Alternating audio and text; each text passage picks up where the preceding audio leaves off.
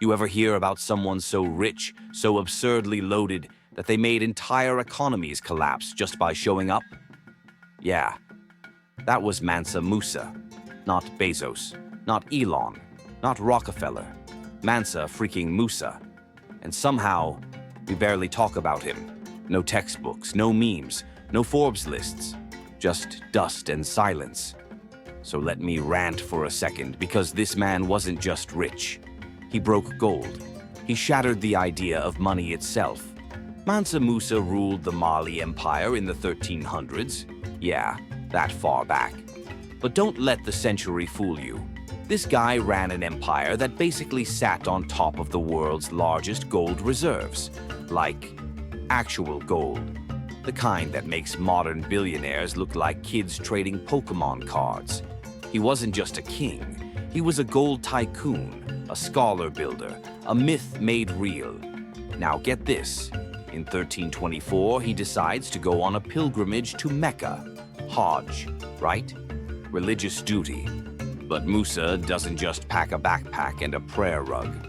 No, he takes 60,000 people, 12,000 slaves, dozens of camels, each camel carrying 300 pounds of gold, literal tons of wealth just strolling across the desert like it's nothing.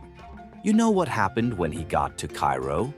He started handing out gold to the poor, like he was Santa Claus. Generous? Yeah. But the economy of Egypt? It tanked.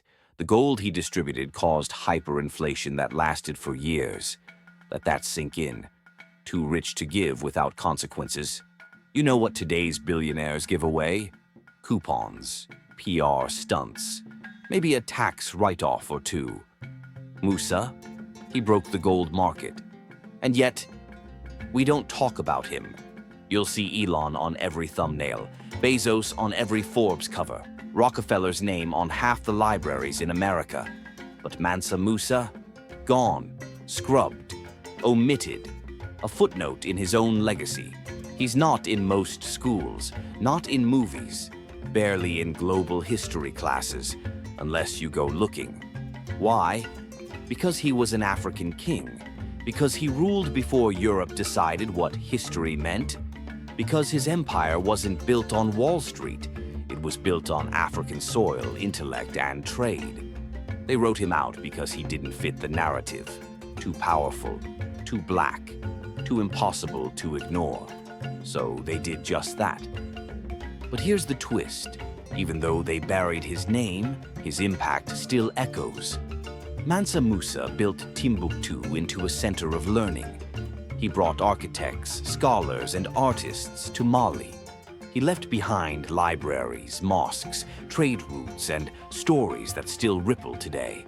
Quietly, some say his empire was worth over 400 billion in today's money. Others say the number's impossible to calculate because it wasn't just gold. It was influence, infrastructure, and cultural power. So while Musk is launching rockets and Bezos is selling next-day toilet paper, Mansa Musa was literally rewriting the world's economy. By accident. And you know what? He didn't hoard it. He shared it. He built with it. No offshore accounts, no digital wallets, just camels, gold, and the raw audacity to give more than most kings could dream of owning. So the next time someone says, Elon is the richest man alive, pause, smile, and tell them about a king from 700 years ago who gave so much gold away, it crashed the economy of Cairo. Tell them about Mansa Musa, the man who made billionaires look broke. The king they tried to forget. But we remember. Because wealth isn't just numbers in a bank. It's legacy. It's impact. It's what you leave behind when the gold runs dry. And Mansa Musa, he left behind a legend. Like, subscribe, and share this with someone who still thinks money began in Silicon Valley. We've got more forgotten giants to dig up. See you in the next one.